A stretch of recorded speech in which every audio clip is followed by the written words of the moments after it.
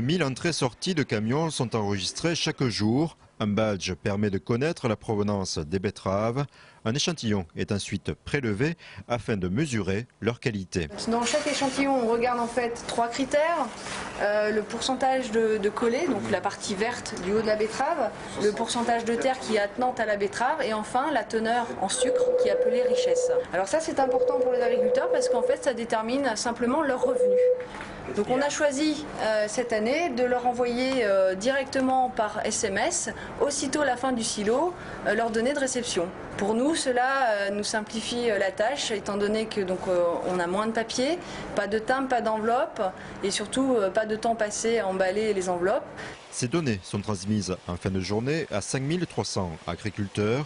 Ceux-ci n'ont pas l'obligation d'adhérer à cette démarche, mais c'est une information cruciale pour Patrick qui, en cette période, n'abandonne jamais son portable. Les avantages d'avoir les informations rapidement, c'est qu'on n'a pas toujours le temps de voir les résultats qui arrivent 2-3 jours après par courrier. Donc là, on les a rapidement sur notre téléphone. S'il y a beaucoup de collets, c'est-à-dire beaucoup de verre sur la betterave, on peut régler les feuilleuses ou les scalpeurs différemment. Les mails, je ne les regarde pas trop. Pourtant, cette année, autre nouveauté, les bordereaux de réception sont envoyés par email. Des formations sont proposées depuis 6 ans par Cristal Union afin d'intégrer les avantages de cet outil. Ces nouveautés font partie d'un plan d'action d'économie mis en place par la coopérative. On doit faire face à un marché du sucre qui est de plus en plus concurrentiel, aussi bien par nos collègues européens, mais aussi maintenant un marché qui est complètement mondial, avec le Brésil notamment, qui est un de nos gros compétiteurs.